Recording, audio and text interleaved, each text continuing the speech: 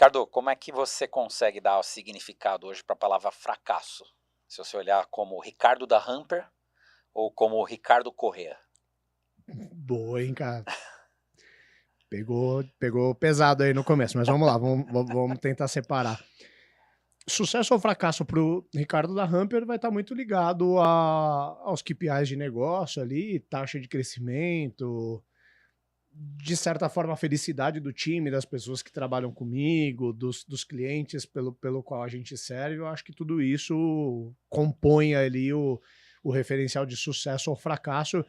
Assim como o Ricardo da Hamper se afeta tremendamente quando tem uma reclamação de um cliente, um colaborador putz, insatisfeito ou que sai com uma história que não foi tão feliz.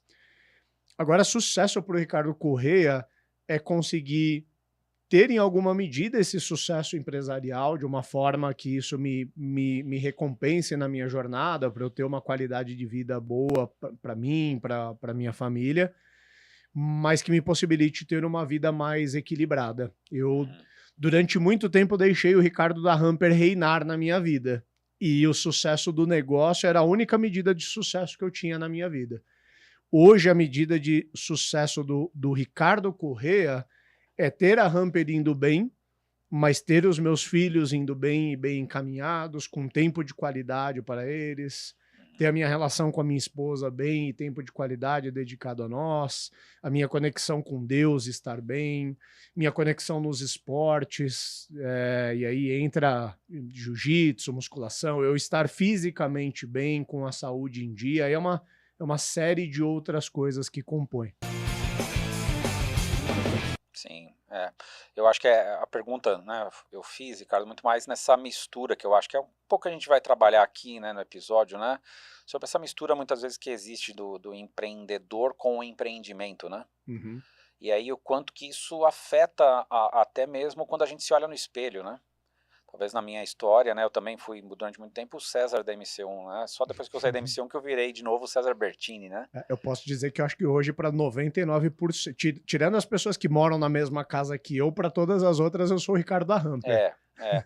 E aí a gente se apropria um pouco disso, né? Então é como se fosse o sucesso ou o fracasso da PJ, ou as coisas boas ou ruins que acontecem na PJ, elas mudam o nosso humor, elas que acabam dominando como é que a gente tá, né? O nosso mood está muito vinculado a esse negócio, né? Uhum. E aí não construir esse equilíbrio, né, acaba afetando demais, né? E aí, na realidade, a gente contrata o fracasso do César Bertini ou do Ricardo Correia dessa forma, né? Uhum.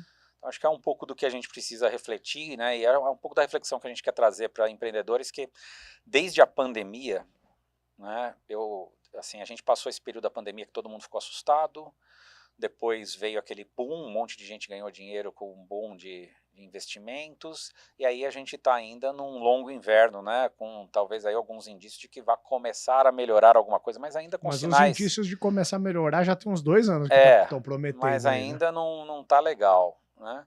E aí eu vejo, eu tenho essa virada de ano, né? Sempre quando vira o ano, né? Nós viramos de 2025 para 2026, e aí muita gente repensando a vida, e muita gente Uhum. falando, cara, será que eu quero continuar?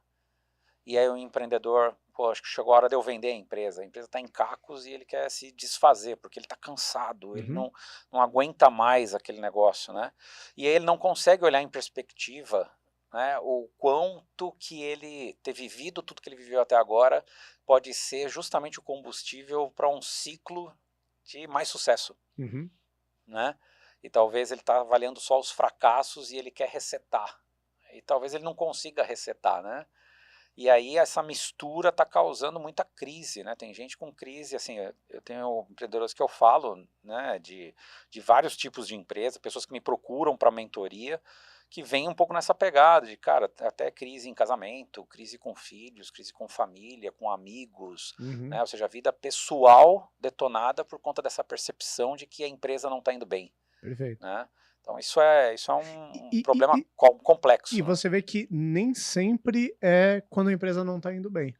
Eu posso te falar que eu conheço vários exemplos de empresários que tem muito mais sucesso no ramo empresarial do que eu. A empresa cresce mais que a minha, dá mais lucro, o cara põe dinheiro no bolso e eu não trocaria a minha vida pela do cara em hipótese alguma. Tranquilamente. E conheço muita gente que não tá feliz, mesmo dentro desse cenário. Sim. Então eu vou até permitir a gente prolongar um pouco mais nessa abertura, que eu acho que tem muito valor essa questão de sucesso e fracasso. Eu colocaria as duas coisas como coisas relativas e temporais. Porque se fosse pegar, por exemplo, a minha história na Saiteína, que tem mais de 10 anos, o desfecho, ele não foi de sucesso. Eu não vendi, eu não botei uma grana no bolso, pelo contrário. Eu saí machucado, saí com algumas dívidas. Mas ainda assim eu olho para essa jornada e eu considero uma jornada bem sucedida. Porque se existe o Ricardo da Hamper hoje, é porque existe o Ricardo da Saiteína lá atrás. Foi através da Saiteína que eu construí a plataforma de negócio, meu network, meus contatos, meu know-how, para que a Hamper viesse depois. Mais do que isso, na minha vida pessoal, por mais que aquele foi o período mais desequilibrado que eu vivi, grande parte do que eu construí começou naquela época. Eu casei na época da Saiteína, eu dei entrada no meu apartamento que eu vivi por muito tempo. Então tiveram uma série de coisas que vieram a partir. Então, embora o desfecho, que é uma janela de tempo, tenha sido um desfecho de insucesso, acho que a maior parte da jornada ela foi de sucesso. Sim. Durante a Hamper, poxa, posso, né? Durante a maior parte do tempo eu me sinto muito bem sucedido, né? Você tinha até me feito a pergunta, né? Você se sente preparado para o fracasso? Também é relativo. Eu posso dizer que durante muitos anos eu não me sentia preparado para o fracasso. Eu acho que enquanto eu deixava o Ricardo da Hamper imperar, estava zero preparado, porque para mim só importava o sucesso da empresa, tudo viria a reboque, né? A empresa indo bem, estava tudo bem, a empresa indo mal, ia puxar tudo para baixo também. Hoje eu acho que eu já criei o arcabouço psicológico necessário para, independente de sucesso ou fracasso, César, isso pouco afetar em quem eu sou, na minha relação com Deus, na minha relação com a minha família, até mesmo a nível de grandes saltos de estilo de vida. Eu também não tenho grandes pretensões. Eu acho que, sem me colocar em algum patamar aqui, eu sou já bem satisfeito com o nível de patamar de vida que eu tenho, com o carro que eu dirijo, o lugar que eu moro e o estilo de vida que eu tenho com a minha família. Eu posso dizer que a gente é eternamente insatisfeito, a gente sempre quer buscar um pouco mais, mas eu não tenho essa pretensão de grandes saltos, né? E acho que isso veio a partir também desse preparo psicológico que eu fui criando ao longo dessa jornada empreendendo, a quantidade de cenários que eu fui criando na minha cabeça, tudo isso me preparou para ter esse, né? Para conseguir ter um pouco mais desse discernimento, dessa frieza, né? Sim. E essa percepção, né? Eu tive o privilégio de conseguir vender a empresa, né? E sair da empresa que eu fundei, né? E aí, então, na percepção das pessoas externas, é uma história só de sucesso, né? E é engraçado que eu hoje me sinto mais sucesso daquilo, não pelo que os outros acham, se eu ganhei, quanto eu ganhei, como eu ganhei dinheiro, né? Mas muito mais porque hoje eu vejo que, cara, as pancadas que eu tomei e as porradas me fizeram hoje a profissão que eu sou. De ser investidor, de ser conselheiro de empresa, de ser mentor, de dar aula, de conseguir talvez ajudar mais pessoas por conta de tudo aquilo que eu vivi. Então, é engraçado que eu considero hoje os meus fracassos talvez a maior... É a maior escola que tem, o maior né? escola O maior mestre que eu tive, que tem são os nossos erros. que né? talvez seja hoje o que consegue eu talvez ter muito sucesso em ajudar outros, foi porque, cara, e aí é mistura entre o fracasso e eu ter sofrido com aquilo, e efetivamente ter uma noção de tempo muito mais alargada, não pontual, e você vê o quanto aquilo te ajudou a abrir a mente para uma nova jornada, né? Então, eu acho que a gente tem essa visão muito pequena do momento, né? Tem uma frase, né, de um autor que fala, né, a gente sofre pelo passado que não muda ou pelo futuro que não existe. E a gente acaba esquecendo de viver o hoje, né? Então, é extremamente relativo, ou seja, a batalha do dia. Se essa batalha do dia e o desafio que a gente tem para o futuro, cara, a gente vai ter que construir, se ele vai dar certo ou não, uma série de características, né? Mas a gente saber viver com isso, e talvez aqui esteja o cerne da dúvida do empreendedor, né? O quanto que eu vou misturar a minha pessoa física com a pessoa jurídica? Uhum. Será que dá para a gente separar isso, né? Então acho que é um pouco da tônica, né? Com Vamos trabalhar. certeza, e trazendo até um pouco de um desfecho antecipado, ou que seja um desfecho para essa longa abertura, né? Pegando o que você falou agora, eu acho que uma dos maiores ensinamentos que a gente pode deixar para alguém que está empreendendo é tirar essa ansiedade se o seu desfecho vai ser sucesso ou fracasso, se você vai terminar botando uns bons milhões no bolso ou se você vai terminar com uns bons milhões em dívida e você garantir que você está feliz no seu dia a dia dentro daquilo que você está construindo. Porque se você não é feliz com o que você constrói, se você não é feliz na hora que você chega em casa e consegue apreciar a vida que você está vivendo hoje, aí é que está o problema, independente do desfecho que você vai ter, né? Quando eu penso nessas coisas, eu acho que tem muito a ver com ansiedade, né? E eu sou cristão, então, né, tem, né, na Bíblia fala, né, de ansiedade, né? Então, se Deus dá de alimento para os pássaros, né, dá mais para nós que somos, né? Então, falando da gente não viver só ansioso, né? Né? E tem também, né, o autor, né, o Fernando Pessoa, que fala, né, tudo vale a pena se a alma não é pequena, né? Cara, talvez aproveitar melhor, né? Ou seja, a vida é feita de altos e baixos, né? A morte é a única certeza que a gente tem depois que nasce, Sim. né? Então, altos e baixos vão acontecer, um fim vai acontecer em algum momento, né, para tudo, mas, cara, o legal não é o desfecho final, né? O legal é o caminho, né? É a trajetória. E aí eu acho que aí é que entra a jogada legal do empreendedor, né? O privilégio de viver tantas coisas intensamente traz uma experiência maluca. Você saber trabalhar sua cabeça, sua mente para viver esse momento de forma saudável, equilibrando todos os aspectos da vida, família, exercício, religiosidade ou, né, meditação, eu acho que tudo isso é que acaba compondo, né, um ser humano mais completo e um ser humano que no final da jornada vai falar, pô, valeu a pena, né, minha alma não era pequena, né? Muito bom. Bom, esse episódio vai fazer jus ao nome do programa aí, se você está ouvindo o Startups and Downs agora, já deu para sentir um pouco de qual que é a nossa pegada aqui. A gente quer ser o podcast de cabeceira aí de quem empreende e abordar os temas que não são cobertos pela grande mídia, não estão disponíveis nos frameworks e que muitas vezes nós founders temos dificuldade de conversar com outras pessoas. A gente aborda temas estratégicos, a gente fala de temas de gestão, a gente tem falado muito sobre inteligência artificial e às vezes quando a gente está muito inspirados, a gente entra nesse lado de vida pessoal, de founder, filosofia. Eu particularmente gosto muito. Até porque isso também me nutre bastante. Eu também estou na minha jornada, o César também. Esse é um assunto que me nutre muito. Eu tenho certeza que esse episódio vai te ajudar. Já deixa um like pra gente, deixa 5 estrelinhas no Spotify, segue o programa nos 2 streamings e manda isso daí para outros empreendedores e empreendedoras que você vai estar certamente ajudando essa galera e ajuda também o programa a crescer. Tem uma novidade aí para você que nos acompanha há um tempo. A gente está pela primeira vez abrindo algumas janelas de encontros presenciais aí com a nossa audiência e vou pedir para o César aí trazer mais informações. Beleza. Como o Ricardo disse, a gente está sendo provocado por várias pessoas, né, com dúvidas, com coisas que gostariam de explorar um pouquinho mais, né, principalmente olhando esse momento com a IA e go-to-market das empresas, né, a reconstrução de propósito de valor, a sua estratégia, né, e aí a gente decidiu esse ano aqui, a gente abrir algumas agendas, né, então a gente vai colocar na descrição do vídeo, na descrição do áudio aqui, um link para você poder acessar ali ou ver o QR Code também no vídeo, e acessar ali as agendas que a gente vai disponibilizando durante o ano, né, para encontros presenciais aqui em São Paulo, na qual a gente quer ali com vagas limitadas, de forma gratuita, mas poder estar mais conectado com as pessoas que trazem essas dúvidas e a gente poder aprofundar um pouquinho mais esses assuntos, né, então vai lá, se inscreve, né, e a gente espera estar com alguns de vocês aí nos nossos encontros. Boa, vai ser um grande prazer.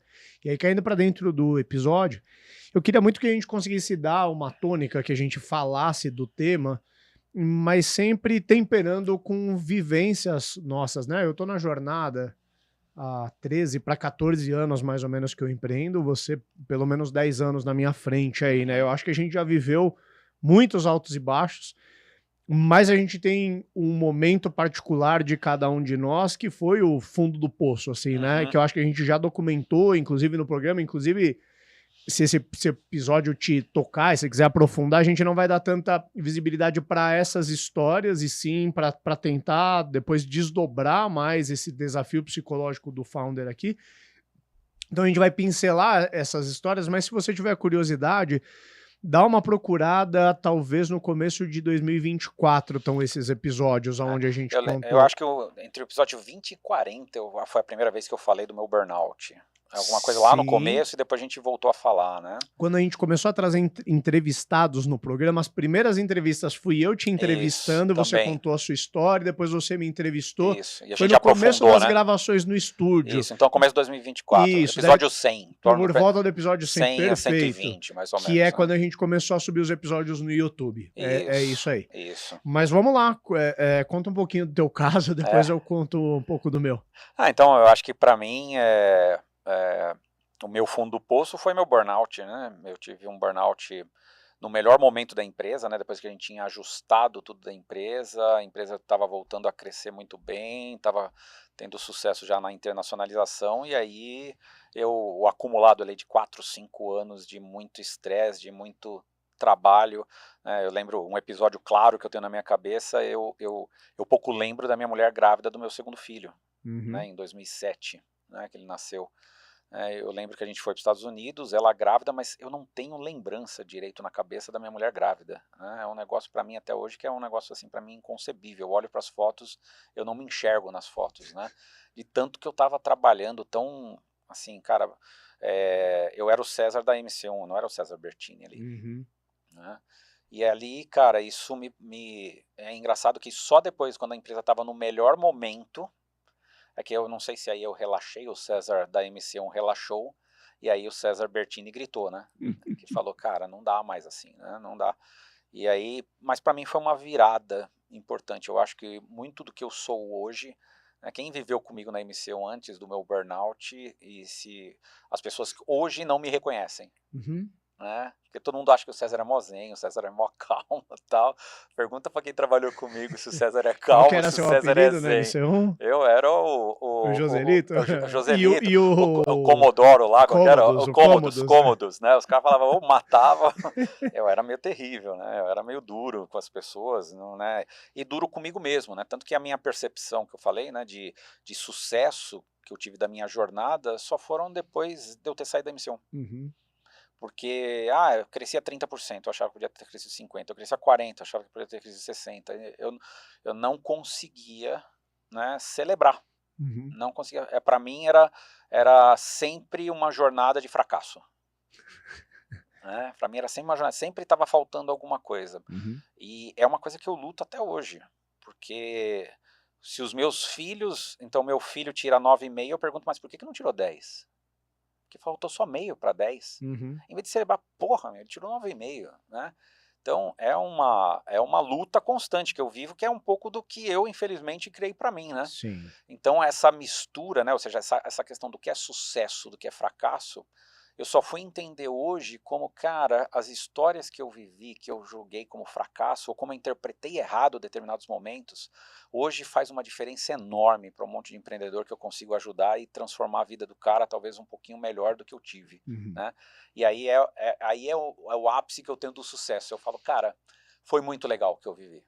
Porque isso me deu combustível agora que eu consigo ajudar muita gente, né? Sim. Então é interessante nessa perspectiva no tempo.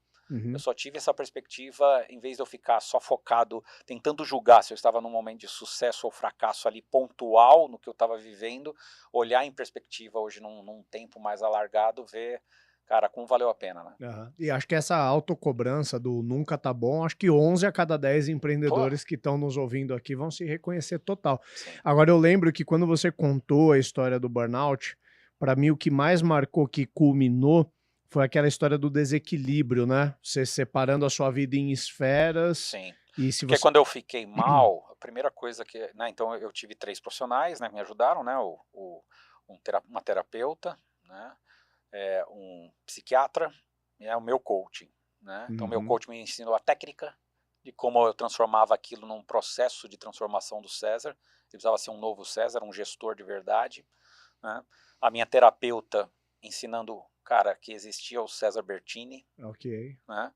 E o psiquiatra me botando um remedinho para eu equilibrar rápido, né? Uhum. E foi o psiquiatra que falou muito para mim isso. Ele falou: César, você está forçando o seu cérebro só a sua parte cognitiva, assim, matemática, né? Sua parte mais matemática, mais Lógica. lógica. Aham. Você está se desafiando só aí. E você, cara, você não vive, você não faz esporte, você não toca um violão, você está se conectando talvez pouco com Deus, né? Você está aproveitando pouco a sua família, Uhum. então não adianta, você está uma pipa pêncil, né? Teu cérebro está completamente desequilibrado nesse sentido. Então você precisa trabalhar esse negócio. Então você precisa ter um momento para descansar, um momento para aproveitar com a família, com os amigos, um momento para leitura, um momento para tocar o violão, um momento para estar conectado com Deus, né? E aí isso me ajudou junto com a terapia, né? Foi me ajudando a reequilibrar um pouco as forças, né? Uhum. Na vida, né? E aí eu descobri que o César PJ, né? O César da MC1 era diferente do César Bertini, né? Uhum. E aí eu comecei a entender um pouco melhor essas vertentes, e aí a minha felicidade e talvez o medo do fracasso que eu tinha na MC1 estava muito focado porque o medo que o César tinha de fracassar com os filhos, por exemplo. Eu tinha um medo de deixar meus filhos desamparados. Então era um Uhum. medo assim, mas e eu agradeço a Deus que hoje eu consigo olhar para trás e falar, poxa, vejo meus filhos muito bem, Uhum. né?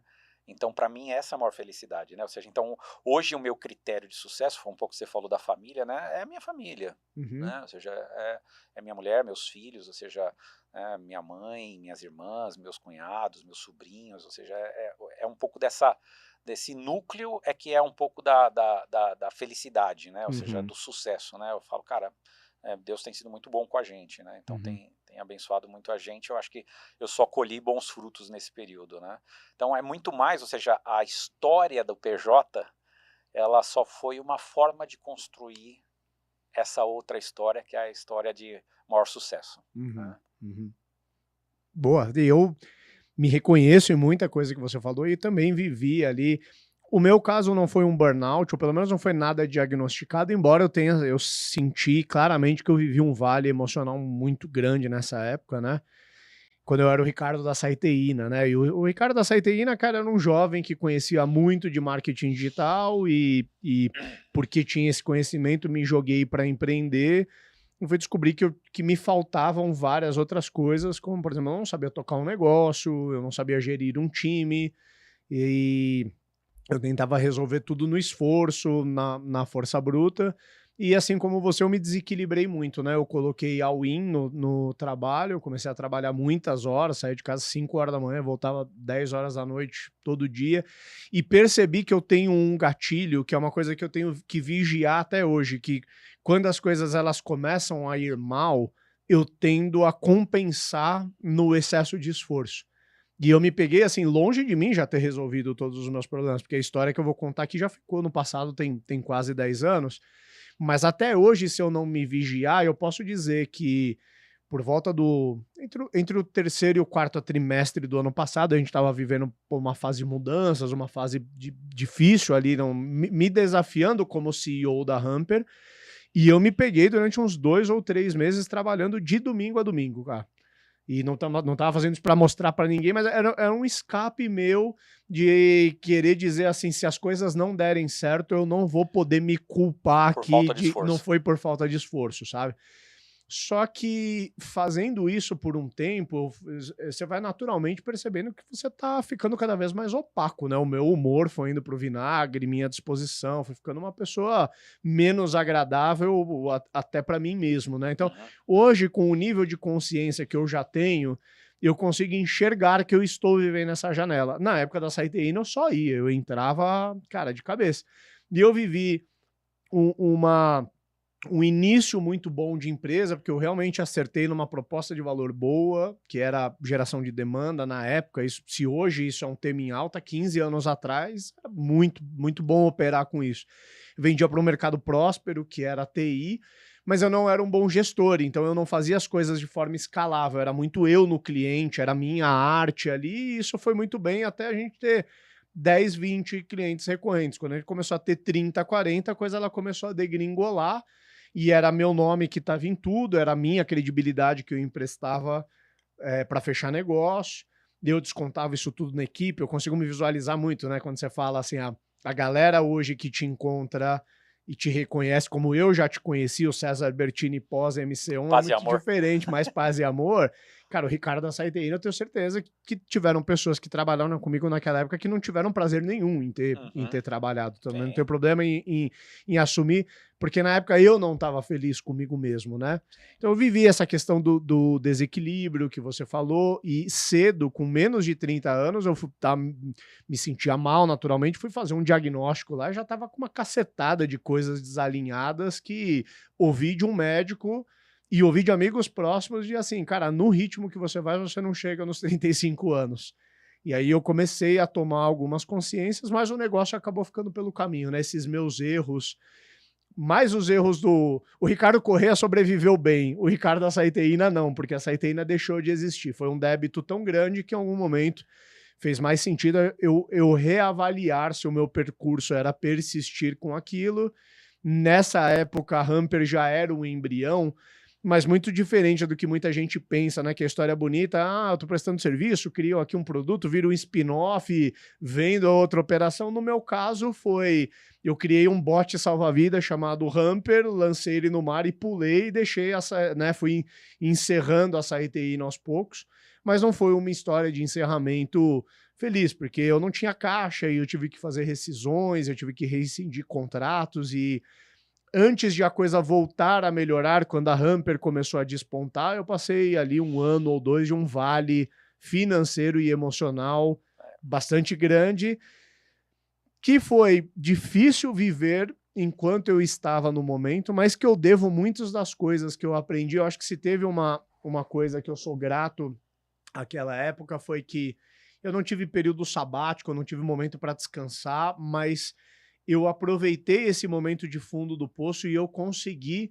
racionalizar sobre tudo o que eu tinha feito de errado na SciTina, e na hora de repactuar comigo mesmo o que eu faria numa nova jornada, e graças a Deus eu tive uma nova oportunidade ali com a Hamper, do que eu não cometeria como empreendedor, os meus erros de como eu tocava as coisas sem gestão, sem escala, como eu tocava com o time. Então eu mudei o meu jeito de gerir completamente na Hamper, mas eu mudei principalmente o Ricardo Corrêa. E eu falei, eu estou disposto a trabalhar o que for necessário para construir um negócio de sucesso. Mas eu não abro mão da minha saúde e da minha família, que tinham sido 2 coisas que eu abri mão durante pelo menos 5 anos ali na jornada da SciTina. E consegui, entre altos e baixos, equilibrar bem. Eu acho que mesmo em momentos que eu estive com a Hamper em grande dificuldade, eu estava bem de saúde, bem fisicamente, bem no meu casamento e bem com os meus filhos. Então, de alguma maneira, aprendi a blindar um pouco mais essas coisas. Muito bom. Vamos falar então sobre os nossos pontos aqui, que acho que a gente pode olhar para a nossa jornada e destacar que são pontos que acho que todo mundo tem que ficar atento, né, nesse período, né? Acho que o que está mais implícito aqui que a gente falou até agora é a fusão. É o primeiro nome é o seu nome, o sobrenome é a empresa, né? Quando você e empresa PJPF, viram uma né? coisa só, né? PJPF virou uma coisa só, E né? aqui a gente tá nem falando daquele negócio grosseiro de conta bancária misturada, aqui a gente tá falando de identidade mesmo, né? De identidade. É o César da MC1, é o Ricardo da Hamper versus Ricardo Corrêa e César Bertini, né? Eu acho que essa é a questão. E a gente se identifica como a empresa, né? Então, no final das contas, o sucesso é se a empresa tiver sucesso, se os outros reconhecerem sucesso. E é engraçado, e é o sucesso que os outros reconhecem, né? E geralmente é o sucesso financeiro, né? E, cara, tem tanta gente com sucesso financeiro tão infeliz. Sim. Né, que vai aprender outras formas, né? Ele tem um sucesso financeiro, mas, cara, ele vai aprender com algumas infelicidades e aí talvez ele vai transformar aquele fracasso numa alavanca para a vida dele, né? Mas essa mistura é muito perigosa, né? Você ter essa consciência de que você está ali representando um papel. Mas a identidade de quem você é não pode mudar, e quem você é a sua PF. E a sua felicidade, ela flutua conforme a performance da empresa, né? Isso já é inerente, não dá pra gente romantizar. Se a gente é empreendedor é o maior acionista da empresa, a gente é afetado pelo que acontece de bom ou de ruim.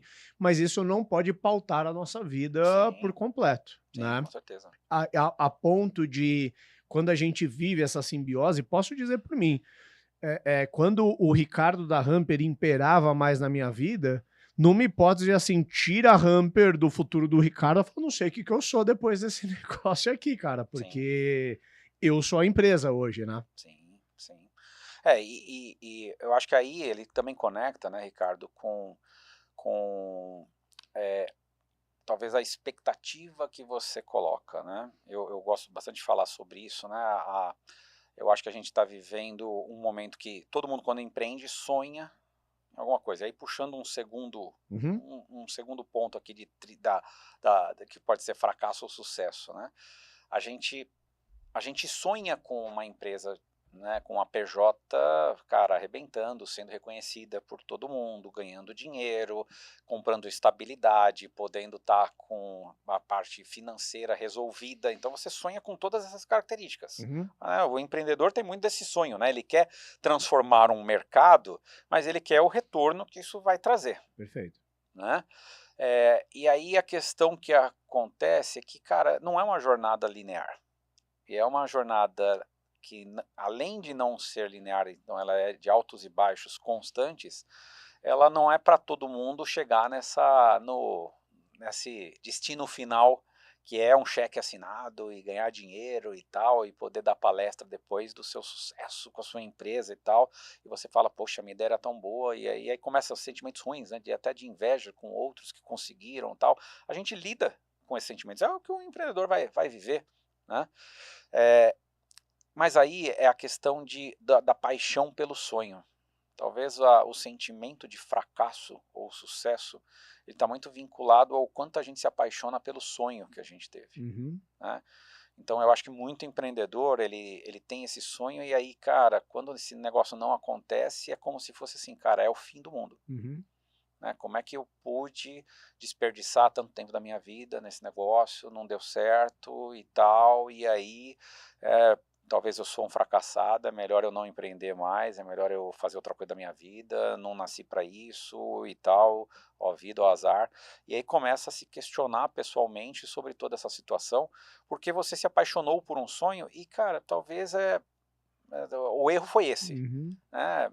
Refaz o sonho. É isso. Era uma projeção na sua Era cabeça, uma cria outra projeção. projeção. Era só uma meta, né, muda a Sim, meta, né, até a presidente falava, né, dobra a meta de por 2, faz qualquer coisa, mas, cara, muda a meta, pô, sim. né, ou seja, não se apaixona pelo sonho, Aham. né, se não tá dando certo, não insiste, muda, Mas você não concorda que existem consequências de segunda ordem nessa história? Porque, por total, exemplo, tudo tem consequência, tudo tem o vo trade-off, né. você criou lá o teu sonho, só que você botou 10 pessoas para trabalharem no teu sonho com você e vendeu aquele sonho para sócios, captou dinheiro, Pra trouxe todo time, e mundo aí e você tem aquele receio tremendo da quantidade de pessoas que você não é só uma coisa você consigo mesmo, né, é uma coisa que vai gerar uma onda de frustração em outras pessoas também, tem sim, consequências, sim, né. sempre tem. Eu Aham. acho que toda decisão, e isso é uma coisa que a gente como empreendedor faz pouco, né, de sempre ter clareza dos trade-offs, né, mais do que a gente vai fazer, é o que a gente não vai fazer e qual a consequência disso, Uhum. né. E a gente acaba lidando mal com os fracassos, porque a gente se acha meio um super-herói, né, que não, eu vou focar nisso daqui, mas eu vou tocando os outros negócios, que eu vou na força bruta, e aí você vai acumulando pequenos fracassos, pequenas frustrações que vão te minando com o tempo, né. Cara, tenha clareza, cara, da escolha e, meu, eu fiz uma escolha. Aham. Assim, eu brinco uma frase com alguns empreendedores que eles tentam sempre acertar no alvo, né. Então a primeira coisa que eu falo, quando eu recebo um plano de negócio, eu sempre falo: "Eu sei que tudo isso aqui está errado". Uhum. Eu me lembro disso, já É. falava isso há quase 10 anos Já atrás, você falava, eu já falava: falava "Cara, isso. eu não acredito nesse seu plano". Você gosta de ver o racional do founder, A né, gente tem como que buscar as evidências do que você está construindo, né. Aquilo dá certo, se as evidências estão, cara, tem lógica naquilo, tem um racional, eu sei que você tem a capacidade, se tiver mudanças no ambiente, você vai se readaptar, porque você criou um método, você tem evidências para mim de que você vai tentar se adaptar, né. Isso é mais valoroso do que o cara acertar e cravar um resultado. claro. né? Então, talvez a gente precise, como empreendedor, estar nessa pegada, ou seja, o que nos molda para não contratar um fracasso retumbante, Uhum. né, seja a capacidade da gente descobrindo os pequenos fracassos e ir se readaptando, né? E na realidade é aqui que estão os grandes aprendizados, né? É aqui que estão os grandes sucessos, né? Porque você vai aprendendo e você fala, cara, se eu internalizei, se eu tive tempo para analisar aquilo, refletir, cara, eu não vou repetir aquele erro novamente, né? Eu vou fazer outros erros. Aham. E a quantidade de erros é infinita, né? Mas eu vou evoluindo e vou aprendendo, né? Então, eu acho que esse é um pouco do equilíbrio que o empreendedor precisa trabalhar, né? Boa. Ainda para a gente fechar esse segundo ponto do apego ao sonho, tem uma questão também que quando o empreendedor ele começa a ter desilusões ali com o negócio, vem instintivamente aqueles pensamentos evasivos, do tipo, vou vender a empresa, né? Não estou mais feliz, vou vender a empresa. E a gente sempre reforça também o quanto que isso pode trazer uma frustração ainda maior, porque o cara começa a olhar para vender no momento embaixo, o cara está contraindo receita, evasão de cliente, o negócio não está bem, aí o pensamento dele é vou vender. Essa é a pior hora para vender, né? E aí a frustração é maior É ainda. maior ainda. O sentimento de fracasso talvez seja maior ainda. Porque ele vai tentar rodar mercado, ele vai tomar É críticas porque ainda ninguém do vai negócio. valorizar nesse momento o seu esforço que você fez até agora. É, aham, é verdade. Porque o cara está comprando por uma perspectiva futura. E Aham. se você não está vendo o futuro naquele negócio, por Imagina que o alguém de cara do fora. lado de fora vai ver? Né?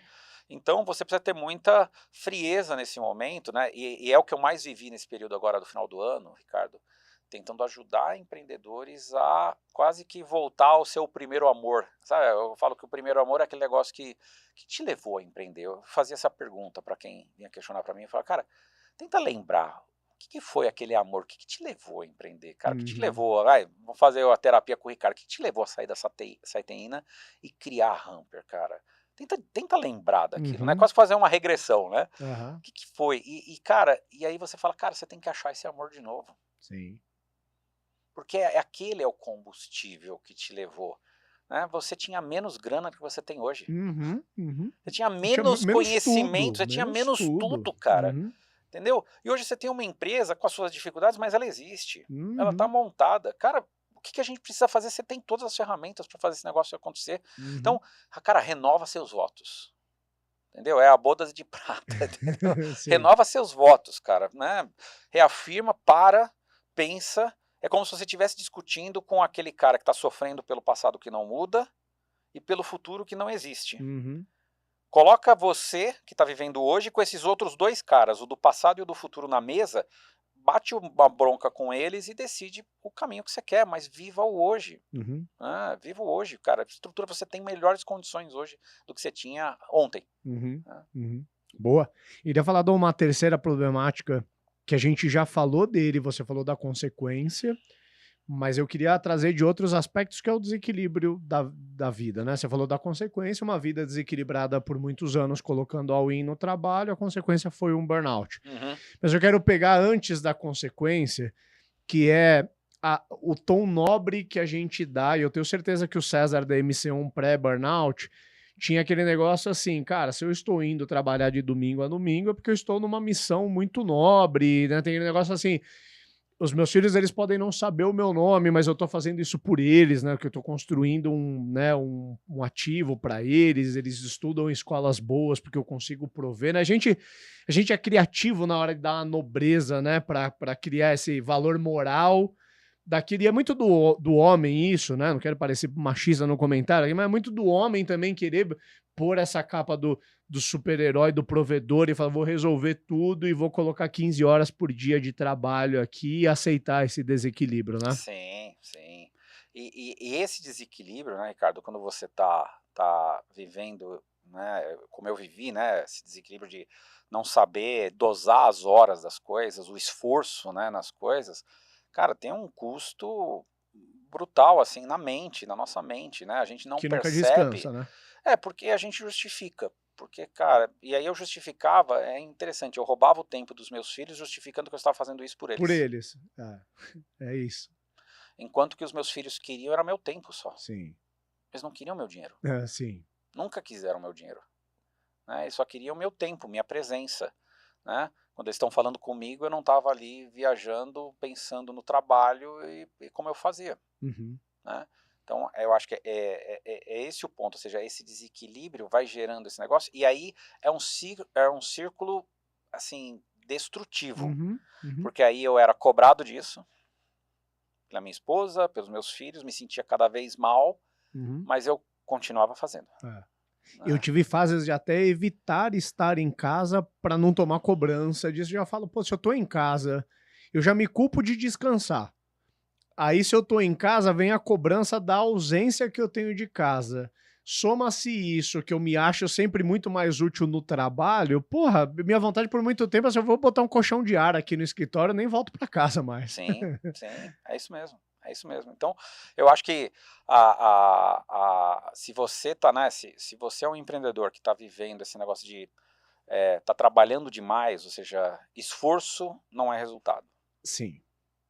né. O esforço que você tem que tá colocando tem que ser compatível com o quanto você está avançando nas coisas. Uhum. Se você está avançando pouco, e principalmente avançando pessoalmente, né, se você está cada vez com o seu tempo mais atolado, não está conseguindo ter tempo para as outras coisas, cara, tá na hora de dar um break, Aham. né. Se você não parar esse ciclo,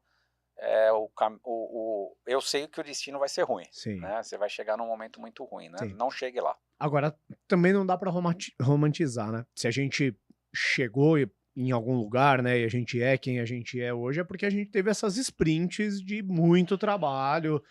Tem que ser Perfeito. grato àquele cara que botou aquelas 15 horas por dia durante meses consecutivos, porque isso que constrói uma empresa, né. Aquele negócio de que só funciona em Instagram, né, o cara acorda às 5 horas da manhã, banho gelado, aí ele faz academia, depois ele faz sauna, depois ele faz ele começa a trabalhar Meio-dia. 11 horas da manhã, 2 da tarde ele tá no almoço super quer dizer, esse equilíbrio é, né, muito instagramável, né, a Sim. verdade é que a gente vai precisar colocar alguns bons anos, a não ser que a sorte nos acertou com muita força e a gente ganhou muito dinheiro muito rápido, a gente vai ter que colocar uns bons anos de esforço, e isso causa desequilíbrio, né. Sim. Em algum momento vai vir um sobrepeso, algum atrito no casamento, alguma coisa assim, a gente vai contrair pra gente, né, cara, não Uhum, tem como evitar. uhum. Agora a gente tem que assumir que isso são janelas de tempo, tem que tomar cuidado que a história de é só uma janela de tempo dá legitimidade pra gente se manter também, né. E tem a dose da pessoa, por exemplo, a minha mulher até hoje acha que eu trabalho demais.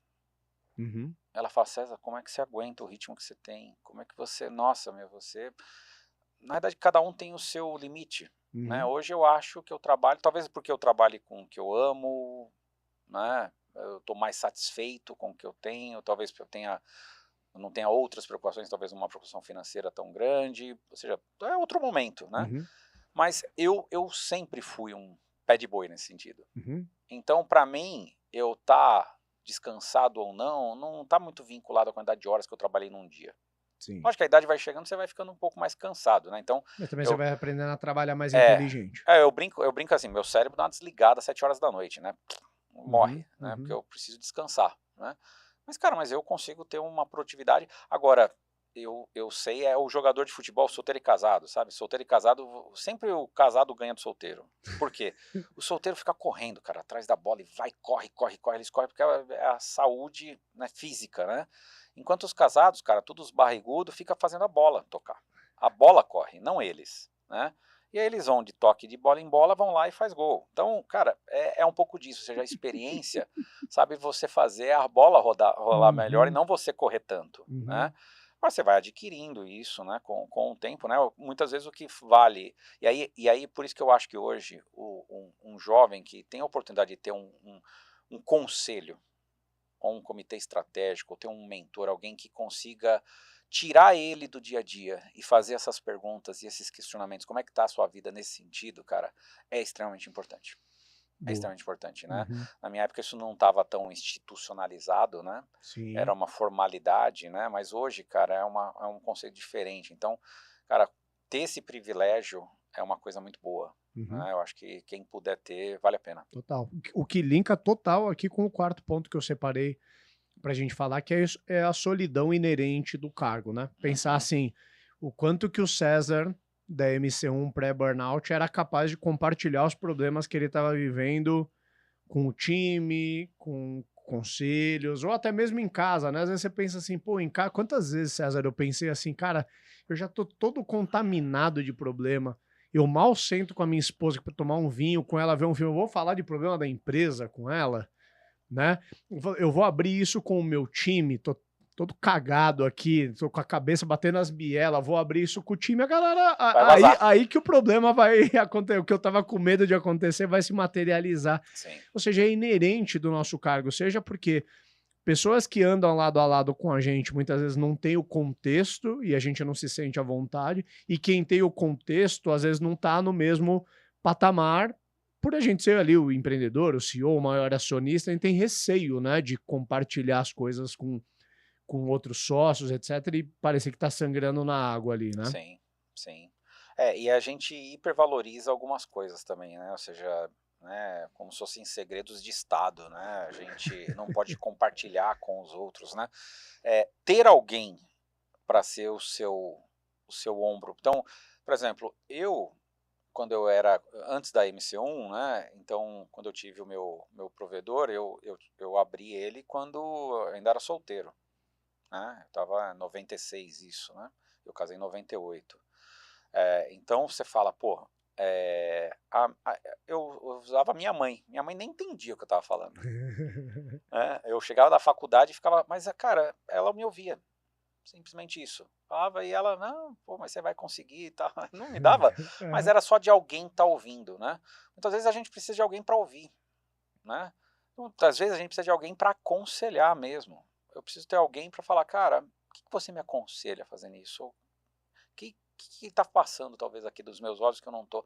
Então, cara, procurar alguém, ou seja, tentar evitar essa solidão, cara, é muito importante, Muito. né? Eu acho que hoje essa geração é muito melhor do que foi a minha. Uhum. Porque na minha a gente, assim, eu quando tive o burnout, eu relutei para contar para as pessoas, Uhum. porque aquilo era uma fraqueza, né? Ou seja, os meus sócios vão querer me tirar da empresa se eu falar que eu estou tendo um burnout. Então não vou falar para ninguém, Uhum. né? Hoje já é, cara, um privilégio que as pessoas têm, falar, cara, eu não estou bem, como é que você pode me ajudar? Né? E aí a gente trabalhar em cima disso, né? Então eu acho que hoje tem um ambiente muito mais propício para essas coisas, né? Mas evite essa solidão, Com né? Porque a certeza. solidão do cargo, né? O cargo mais solitário da empresa é o do CEO, Sim. né? E eu falo que a única saída para o CEO é a rua, né? A única porta que tem o CEO é a rua, né? Não tem Sim. outra porta, né? Não tem como ser promovido, cara, é rua. Uhum. Né? Então é muito solitário, é muito complexo, né? Mas qualquer outro diretor, o diretor tem medo de falar com o chefe dele também, com o CEO, né? Ou seja, todo mundo tem os seus medos, né, na estrutura da empresa. Cara, criar um ambiente que você possa compartilhar, e se você não tem com alguém na empresa, procura alguém fora. Sim. Alguém fora, alguém isento, né? Alguém que Mas hoje possa. tá acessível, né, cara? Hoje você tem N, Sabe N quem me ajudou, mecanismos. cara? Hum. Foi interessantíssimo. A pessoa que falou, cara, você tá com um burnout, você precisa se cuidar. Eu estava fechando, na época foi o maior contrato que a gente fechou, né? Era com a Mondelez, era com a Kraft Foods, Uhum. e o CIO da Kraft, que era o Fernando Brocanelli, né? Virou um super amigo, né? Uma pessoa muito querida. E ele foi na MC1. Eu estava com ele falando sobre. Ele foi me comunicar, falando, cara, nós estamos decidindo, praticamente nós vamos fechar com vocês. Ele foi lá para falar comigo disso. Então estava a equipe inteira, minha, né, da MC1 e da Kraft, fazendo reunião. Ele foi até o escritório para falar comigo, me deu essa notícia. Cara, eu agradeci, falei. Aí ele falou, você não tá bem, né? Ele falou, cara, eu não Que tô bem. loucura, né? Aí eu falei para ele, cara, eu não tô bem, eu tô me sentindo isso tal. Aí ele falou, cara, eu tive burnout. Hum. E aí ele que me recomendou a minha terapeuta, que é a pessoa que eu recomendo hoje para um monte de gente, foi ele que me recomendou. E foi muito interessante que a primeira vez que eu fui na terapeuta, eu encontrei 3 caras que eu conhecia na recepção. Eu falei, ela já tinha acho que um convênio com a área de TI, né? Porque todo mundo de TI tava lá, né? É. Amigos meus de empresas grandes como SAP e tudo, cara, os caras lá, né? Mas você vê como é interessante, né, eu fui me abrir com um cliente, eu podia ter botado a Sim. perder um contrato, que o cara fala: "Vixe, vou", o medo que seria, né, o cara é desequilibrado aí, sei lá o que que esse cara tem, né, na minha cabeça era isso, Uhum. né. Mas eu estava num desespero tão grande, eu senti ali uma confiança que eu me abri com ele, cara, e até hoje a gente, né, tem uma amizade com ele, assim, um carinho absurdo pelo Fernando, pelo que Que ele legal. representou ali na minha vida, né. É. É, aquele negócio, né, cara? Deus conversa com a gente através de outras pessoas, É, né? Através de sinais. E ouvindo a sua história, eu me lembro uma vez na época da Saiteína que eu fui visitar um cliente longe pra caramba, a reunião se estendeu, eu tinha um monte de pipoco pra resolver e eu não tinha nem almoçado. Aí no condomínio mesmo do prédio que eu visitei, eu pedi um prato de massa e eu já devia ter engolido mais de metade do prato e respondendo coisa no celular. Assim, um senhor, ele atravessou o restaurante, ele veio até mim, ele falou: desculpa te incomodar, mas eu tava reparando no jeito como que você tá e tudo. Cara, leva a vida, ó, vai um mais pouco leve. mais devagar, vai slow down, os problemas que você tem para resolver, nenhum deles vai te matar, né? Vão estar todos lá quando você chegar. Eu falei que para eu estar nesse ponto De uma de uma pessoa do pessoa outro lado do que nem restaurante te ter conhecia. notado e vindo abordar é porque já tá extremo. E você vê que isso me marcou, que isso tem mais de 10 anos e até hoje eu me lembro disso. E ali foi um Sim, clique mesmo para sim, ver como que eu tava. E é. só para fechar essa questão da solidão, o Ricardo da Saiteína não conversava com ninguém. Eu sofria sozinho e tudo. E o sofrer sozinho, ele tem uma questão que os problemas eles ficam muito mais enuviados. E porque você não compartilha com ninguém, você leva muito mais tempo para resolver. Uhum, Na Hamper eu já criei hábitos totalmente diferentes. Eu tenho escalas assim de, eu tenho amigos que daí eu compartilho como se fosse uma instância. Eu tenho você, uhum. que já é uma próxima instância. Então eu criei como se fosse minha rede de apoio. Tem coisas que eu vou compartilhar em casa, tem coisas que não é o momento de preocupar com eles, mas de colocar para fora ou de eventualmente colocar para fora precisando de aconselhamento, a velocidade que eu consigo caminhar com os meus problemas, ela é muito maior do que quando eu ficava cozinhando eles dentro de mim, e eu sofro muito menos com os problemas por não ficar vivendo eles dentro de mim. Sim, sim, é isso aí. E a pressão financeira, o founder, ele, a gente tá falando muito, né, eu acho É o que acaba engraçado, justificando tudo. Essa pressão financeira, né. ele justifica tudo, mas uma coisa que eu acho engraçado, que eu acho que tem tudo a ver com o É a título do desculpa, né. episódio, é que eu vejo assim, às vezes alguns amigos que não empreendem ainda falam, pô, cara, eu tô pensando em empreender também. Aí eu tô juntando uma grana para eu ter um. E tem a ver também, né? Mas o que eu quero dizer aqui é que todo mundo acha que a maior pressão ela vai ser financeira, mas ela certamente vai ser psicológica, né? Eu acho que aqui, para Sim, quem já chegou nessa altura do episódio, tá muito claro e acredito que quem tá ouvindo vive essa jornada e se reconhece. Mas não dá para negar que a pressão financeira ela é tremenda, né? Parece que quem olha de fora, olha o empreendedor, é exit, né? Salários milionários, ah, Ricardo, etc. e quando E você empreende assim, né, pô, você é a cabeça de chave ali da empresa, então, cara, teve, assim, não foram poucas vezes que eu tive que botar dinheiro na empresa. uhum, Eu botei dinheiro na empresa. uhum, Não foram poucas vezes que eu fiquei sem receber salário, uhum. né. Então, cara, é duro pra caramba, né, e é uma frustração, é um sentimento de, mas aquele negócio: "Cara, eu não posso deixar faltar o salário dos meus funcionários", Sim. né. Mas aí em casa você vai controlando ali do jeito que dá e tal, então a pressão financeira é Eu brutal. posso dizer que o cheque especial foi o meu sócio a maior parte da jornada. É, no começo da jornada, cara, é um negócio complexo, não é, e eu tive no meio da jornada também, mesmo tendo Sim. sócios, tudo, mas por quê? Os sócios falaram: "Cara, chega, ou essa empresa dá dinheiro ou ela dá dinheiro".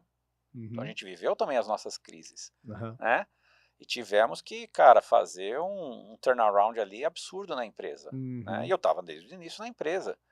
Então eu construí, né, com outros um cenário ruim e depois construí um cenário bom para a empresa, né, e Uhum. tive que aprender com isso. Então, a pressão financeira é muito cruel, né, e ela acaba justificando, porque daí eu trabalhava mais por conta dessa pressão financeira, né. E aí é Essa a é a grande desculpa. consequência Essa é fatal. a É. consequência ruim, né, porque daí, não tá dinheiro, então você fala: "Eu preciso trabalhar mais, Uhum. não tenho dinheiro para contratar gente, então vou ter que fazer o papel de 2, 3, 4 aqui". Quando você vai ver, você parece aquele desenho antigo que chama Multi-Homem, né, você fica se expandindo, né, como se fosse várias, né, como se você fosse um super-herói ali, você não consegue fazer tudo, Uhum. né. Então, a pressão financeira é muito complexa. Então, se o empreendedor tem condição de... Eu acho que assim, ter só a jornada, né, uma empresa e você tem que dar certo, a pressão financeira, ela até faz o empreendedor mais diligente. Uhum. Né? Sim. Mas, se você tiver, cara, como tirar um pouquinho dessa pressão, você ter um pé de meia, você conta, cara, eu acho que é bom. Né? Uhum. E eu acho que até quem está hoje, né, na jornada precisa pensar no amanhã. Precisa Uhum. pensar, cara, como é que você está guardando dinheiro? Mas você tem um seguro de vida, né, O que para que sua você deixa para família, sua família, né? assim? A gente né, conhece empreendedores, cara, que faleceram, Uhum. né? O que eles deixam para a família? Cara, ou seja, você tem que ter uma diligência na parte Uhum. financeira, né? E aí, mas transformar a parte financeira não em alguma coisa que seja uma cobrança que justifique qualquer desespero seu e desequilíbrio, Uhum. né? Uhum. Trabalhar isso de uma forma mais ponderada. Nisso eu acho que eu sempre fui muito diligente, Uhum. né? Eu desde os meus 20 anos, eu tenho uma planilha que foi evoluindo, que é o meu planejamento, cara, e eu tenho meus planos ano a ano, o que eu queria ter, como que eu ia conquistar, e fui mudando e fui administrando, então eu tenho de alguma forma uma saúde financeira que eu fui construindo durante anos, Uhum. né? Uhum. Durante anos eu tive seguro de vida para os meus filhos, hoje eu já não preciso mais ter, Uhum. né? Porque eu construí um patrimônio de uma outra forma, Uhum. né? Mas os empreendedores precisam ter isso, né? Então precisa se educar nessa parte para que isso não se transforme numa pressão, né, colossal, né? Total. Agora, dentre os vários atos de heroísmo que a gente comete, um deles, e a gente fala isso, tem episódios dedicados sobre isso, falando sobre o voto de pobreza que o empreendedor faz, Pior ainda. e muitas vezes o empreendedor está ali, a empresa já atingiu um certo patamar, Uhum. às vezes ainda não está no gosto que o empreendedor queria, o camarada está trabalhando de domingo a domingo, 12, 15 horas por dia, e está ali vivendo com 5 conto por mês ali, né? Eu vou mais além, eu tenho um empreendedor que ganha bem, mas cara, tá na crise porque ele queria, cara, não sobra dinheiro, que eu tenho X filhos, eu tenho, cara, que pagar a escola particular, cara, minha mulher perdeu o emprego, cara, tem um monte de crise, e o cara, assim, pô, mas a empresa, se eu tirar tanto a mais, cara, será que não é justo? Falei, cara, tira, porque para a empresa hoje, eu como seu investidor, é pior você estar nessa situação, porque você não está Sim, bem. sim. Então, cara, isso é fácil, é uma canetada, faz e pronto, cara, ajusta esse negócio, não é injusto, não é absurdo. É. Mas poxa, se acontecer, vai faltar. Cara, vai acontecer. E Uhum. aí você vai ter que tirar essa parte, se você quer ganhar mais, você vai ter que tirar da sua parte, se você continuar desse jeito. Você tem que estar bem, né? Então, cara, tem que ter esse equilíbrio. Agora você tem que também, e aí fazer uma crítica a investidores. Tem investidor que acha isso um absurdo. Sim, sim. Isso é uma coisa muito sua, né, É, você não fala pela classe, vamos dizer não falo assim. pela classe, isso é verdade, porque, cara, tem muita gente que acha isso um absurdo, né? Que, Sim. né, o empreendedor tem que ganhar mal para ele só ganhar no lucro lá na frente, se der O e tal, e equity, dividir. né, fala: "O cara já tem o equity". Cara, não, eu sou completamente contra, Não. né, isso é uma forma de conquistar o fracasso. É contraproducente, eu posso falar assim, poucos problemas tiram tanto a atenção de um empreendedor quanto ele saber que ele não quanto ele não saber se ele fecha a conta pessoal dele no fim do mês ou não, Uhum. porque a gente tem esse instinto provedor. Eu preciso ter essa paz de saber que tudo na minha casa, porra, tá bem para eu conseguir aplicar o meu melhor no Pô, trabalho. Ricardo, eu conheço empresas que foram ao fracasso porque você tinha um empreendedor que era solteiro, bom vivan, que trocava de carro zero, só que ele Uhum, tinha 50% da empresa, ele recebia o mesmo salário que o outro empreendedor, que tinha 3, 4, 5 filhos, que não conseguia nem pagar um colégio. uhum. E aí, depois de um ano, como é que tá essa sociedade, sendo que um cara tá de roupa novinha, carro zero, e o outro cara com a mulher pressionando que nem o supermercado direito consegue fazer para Sim. sustentar 4 filhos? Porra, entendeu? Esse desequilíbrio não pode existir, com a justificativa de que a gente é 50%, 50%, Sim. né? Não pode existir, essa sociedade não vai dar certo, né? Então, esta pressão financeira, né, ou seja, você está construindo a infelicidade de um lado, o fracasso de um lado e o sucesso do outro. O PJ vai dar né? Do ponto de vista pessoal, um está com fracasso, o outro está com sucesso. Cara, só que a PJ vai para o vinagre, vai para o fracasso por conta disso. Então essa situação precisa ser lidada, né? Então a parte financeira é bem complexa, né? Precisa ter muita maturidade, né? E aí entra de novo, sempre bom alguém de fora. Uhum. Sempre bom alguém de fora para ajudar, dar clareza, não estar envolvido, ele não vai receber mais ou menos disso. Uhum. Ele vai olhar a lógica e a construção para a empresa e para as pessoas qual é a melhor, né? Uhum. Boa. E para a gente fechar aqui, um sexto item, a montanha-russa emocional, né? Eu acho que muitos empreendedores entraram na jornada mirando assim, vou dar uma grande sprint, mirando um desfecho positivo lá na frente, mas o que vai acontecer com a maioria de nós é que é uma estrada toda tortuosa e que se a gente calculou que ia levar 2 anos, leva 10, se calculou que ia levar 5, leva 20, e a gente vai passar por muito mais vales emocionais do que qualquer estimativa inicial que a gente fizer, né? Uhum. E o quanto que a gente tem que aprender a lidar com isso, né? Aprender a se blindar. Eu posso dizer, cara, por mim, o quanto me fez bem, o quanto eu me tornei melhor como humano, porque o meu maior professor de vida são os erros que eu cometo ali, empreendendo, as dificuldades, e Sim. quantas vezes que eu tive que aprender a pacificar meu pensamento para conseguir dormir à noite por conta da empresa, né? Essa montanha emocional que ela tem que ensinar pra gente é como separar as coisas. Talvez essa seja o principal função dessa montanha emocional, porque talvez é aqui que você vai saber se você está conseguindo separar o Ricardo da Hamper do Ricardo Corrêa, Perfeito, né? perfeito. Porque a empresa não tem emoção. Quem tem emoção é o Ricardo Corrêa, Sim. não o Ricardo da Hamper, né? E aí você não pode transmitir os sentimentos, né, ou as sensações que você tem na empresa para a pessoa física aqui, né? Uhum. Então essa montanha russa emocional, cara, você precisa lidar de separar as coisas, né? Talvez o que vai afetar mais é isso que a gente falou, por exemplo, cara, eu não estou conseguindo pagar, de repente, alguma coisa que os meus filhos precisam, Sim. né? Cara, aí sim, isso Que vai isso é afetar. mais do que uma flutuação emocional, isso é um problema real. Isso. E isso vai gerar alguma coisa que vai afetar a empresa. Aham. O que não pode é a empresa destruir um casamento. Não faz sentido. Não faz sentido um negócio desse, né? A função da empresa não é guiar a vida pessoal da pessoa, né? Não é isso. Ela tem que contribuir do ponto de vista positivo, cara. Se ela estiver fazendo do lado negativo, ela precisa ser extirpada, né? Ou precisa mudar muita coisa. Sim. Né? Então essa talvez a relação que a gente tem que ter, né, nessa montanha russa de sentimentos, né? Total. Agora, trazendo assim, né, tentando quase antecipar um up aqui, para mim, o que me ajudou muito a lidar com essa montanha-russa emocional é criar hábitos paralelos ao trabalho, até que me permitam ser o Ricardo Corrêa e não só o Ricardo da Hamper. Eu posso dar um exemplo de hoje mesmo. Hoje a gente passou a manhã fazendo reuniões, e aí a gente sabia que ia passar a tarde.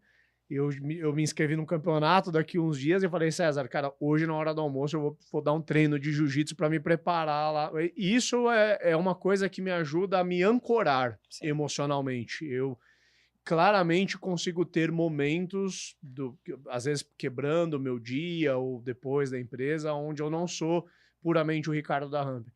E o exemplo do tatame para mim é ótimo, porque lá é um dos poucos lugares que eu não sou o Ricardo da Hamper. Sim. Lá o mestrão me chama de Ricardinho, nem como, cara, eu saio na porrada com um monte de cara que eu não tenho a menor ideia do que eu faço da vida. Então isso, cara, para mim é uma, vou dizer, não é nem tanto aquela questão de válvula de escape, não é porque isso conta também, né? Sei lá, suar e fazer, etc. Mas é uma âncora mesmo, O cara. dia É que uma você bate coisa mais, que o me cara fala, tá ajuda. ruim na empresa lá, hein, cara? Pode ser, que às vezes eu vou lá descontar um pouco na turma lá também. Agora também quando eu tô ferrado da cabeça, vou lá e apanho, aí termina de me enterrar de vez já, né? Boa. Boa. Vamos lá. Bom, antes aí da gente ir pros Ups and Downs, eu quero te fazer um convite, você que já acompanha aí o Startups and Downs há um tempo. E eu estou abrindo um programa de acompanhamento junto a alguns empreendedores chamado Programa Ramp Up, onde eu estou liderando esse movimento, né? Eu tenho algumas trilhas de conteúdo já preparadas com alguns frameworks de crescimento que eu aplico na própria Hamper, e eu presto mentorias quinzenais para esse grupo de empreendedores, e a gente forma também um grupo fechado ali de discussões. É um grupo fechado, pequeno, que eu estou lançando agora no começo de 2026, e que se você entender que você está num momento que você precisa de uma ajuda mais profissional aí para conduzir o crescimento do teu negócio, para inclusive você ter com quem contar eventualmente para um apoio até fora do âmbito do trabalho, eu queria te fazer um convite aí para conhecer o programa Ramp Up. Se aplica no link que está disponível aqui no QR Code, ou se você estiver só ouvindo por áudio, vai na descrição do episódio, o link vai estar lá. Se aplica lá que eu pessoalmente vou analisar as aplicações e, fazendo sentido para o programa, eu te convido aí a fazer parte. Bora para os ups and downs? Vamos lá. Cara, acho que o up aqui é pedir ajuda. Ter alguém para ser um escape, alguém isento, alguém de fora, alguém que consiga de alguma forma entender o seu contexto, mas alguém que possa ter uma conversa franca com você, te provocar, né? Uma pessoa que está menos ligada com o sucesso da empresa e mais o seu sucesso. Porque você talvez seja a ferramenta que vai fazer o sucesso da empresa, né? Eu acho que isso é importante, né? E aí eu acho que isso ajuda, né? Vou falar um pouco da nossa relação, apesar de eu ser investidor na Hamper, né? Eu tento muito criar isso, né? Toda hora a gente brinca disso, né? Eu falo, cara, eu não estou falando aqui, estou tirando o chapéu de investidor. Eu talvez esteja até falando uma coisa que se eu fosse olhar como investidor, eu estou até errado, né? Mas, cara, por quê? É a noção de que quem tem que ter o sucesso é o Ricardo. Até para o meu investimento dar certo, Sim. o Ricardo tem que estar bem, né? E aí o meu foco é fazer o Ricardo dar certo. Né? Então eu acho que procurar alguém que te ajude desse jeito, né? Eu acho que esse é o verdadeiro conselheiro, esse é o verdadeiro mentor, né? Boa. Cara, para mim o up é que empreender, apesar dos altos e baixos, ou graças aos altos e baixos, para mim é o melhor caminho de aprimoramento que eu poderia ter escolhido para minha vida. Para mim, o maior desfecho de uma possível vida pós-Hamper, eu já ter essa vida pós-Siteine, posso dizer, eu saí da Siteine um ser humano infinitamente melhor do que eu embarquei, e da Hamper, que é uma jornada maior e de maior expressão, você é um ser humano muito maior. Então, o maior desfecho que eu tiro não é somente financeiro ou as relações que eu construí, mas como ser humano muito mais aprimorado. Eu acho que é um caminho de autoconhecimento e um caminho de ascensão, e não ascensão social, mas ascensão no sentido de subir na vida mesmo, de ascender na vida, né? De se aproximar do divino, do autoconhecimento. Acho que poucas coisas proporcionam tanto autoconhecimento, tanto aprimoramento pessoal, quanto empreender, porque você vai lidar com problema o tempo todo, e problema de todas as classes possíveis. É problema financeiro, é problema de gente, é problema matemático, às vezes problema que não tem explicação. Então, acho que o que mais compensa para mim dos ups and downs é isso. Quanto que a gente aprende a se conhecer e a gente sai melhor disso. Sim, muito bom. Eu acho que o meu down aqui é quando eu vejo, estou vendo bastante esse cenário agora, né? A paixão do plano, como a gente colocou, né, como um dos downs, né, ali, um dos pontos que a gente trabalhou, né? Você está apaixonado pelo seu plano, pelo que você queria construir, e aquilo está ruindo, né? Veio a AI e está destruindo aquilo que você estava tão estável, estava tão legal, agora que estava acertando e veio esse negócio aqui que está mudando tudo, né? Cara, para de sofrer. Isso aqui tem coisa que a gente não tem, não existe, é uma onda do mar que vai continuar vindo, e não adianta você chutar que ela não vai parar de vir. Sim. Né? Então aprende a surfar, aprende a curtir a onda, né? Então essa resistência, essa paixão ao plano, esse luto muito demorado por uma mudança, cara, é um problema para muito empreendedor. Muito empreendedor está vivendo isso e, cara, acorda, né? Dá vontade de pegar assim, dar uma chacoalhada e falar, acorda, cara, esquece isso e parte para outra. Boa.